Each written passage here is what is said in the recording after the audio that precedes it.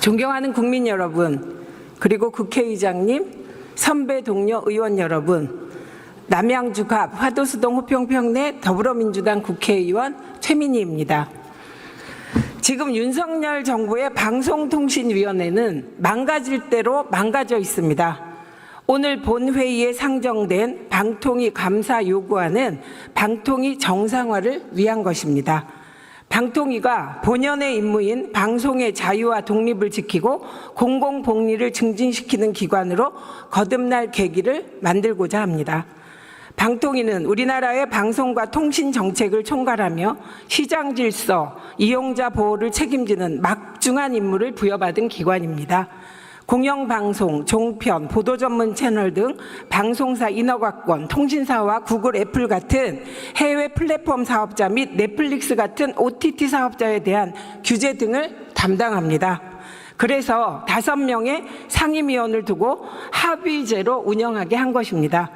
그리고 5인 구성은 국회 추천이 아니라 대통령의 임명으로 완성됨을 분명히 해둡니다. 하지만 방통위는 현재 방송 장악을 위한 도구로 전락해 방송의 자유와 독립을 앞장서 훼손하고 있습니다. 윤석열 정부는 임기가 남은 방통위원장을 쫓아내기 위해 권력기관을 총동원했고 법제처조차 결격 사유를 밝히지 못한 최민희라는 사람을 야당 추천 상임위원을 무려 7개월 7일 동안 임명하지 않았습니다. 그렇게 방통위를 불법적 2인 구조로 만들어 YTN 민영화, KBS 수신료 분리 징수, KBS 장악 등 방송 장악을 밀어붙였습니다. MBC 장악을 위해 위안부가 강제 동원됐다는 것조차 말하지 못하는 친일 기회주의적 사고에 법카사적 유형으로 빵진숙이라는 별명을 얻을 정도로 공익 마인드가 결핍된 이진숙 방통위원장 임명을 강행했습니다. 급기야 대통령이 추천한 방통위원 2명은 그것도 취임식을 연 당일 불과 1시간 40분 만에 83명의 지원자 가운데 13명을 공영방송 이사로 뽑는 어처구니 없는 일을 벌였습니다.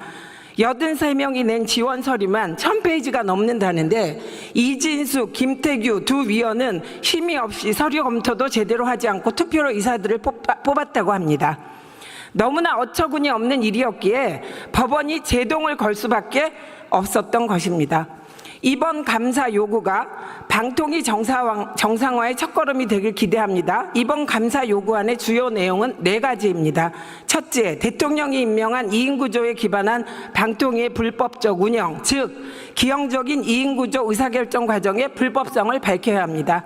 둘째, 박문진과 KBS 이사 선임 과정의 불법성을 방통위가 꽁꽁 감추고 있는 7월 31일 회의록 등으로 밝혀야 합니다. 셋째, 국회 증감법에 따른 자료 제출 의무의 불성실한 이행과 증언 거부에 대해 감사해야 합니다. 김태규, 이진숙 위원을 비롯한 방통위 공무원들이 국회법과 국회증언감정법을 짓밟고 있습니다. 넷째, 공영방송 이사 선임이 적법한 이유 문건을 제출한 과정에 대한 감사가 필요합니다. 방통위 과장 1명이 국회를 비난하는 내용이 담긴 정체불명의 문건을 작성해 여당에 보내고 누군가 종편에 보냈다고 합니다.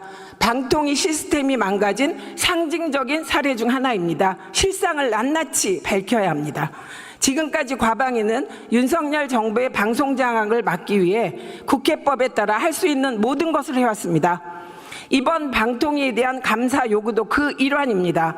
감사원이 제대로 감사할지 의심하기 전에 국회가 할 수 있는 방법이기에 요구안을 과방위에서 의결했고 본회의의 상정에 찬성해 주실 것을 요청드리고 있습니다.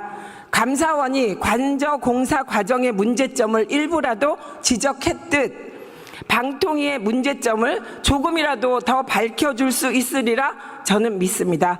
부디 본 감사 요구안에 찬성해 주실 것을 간곡히 부탁드립니다. 감사합니다.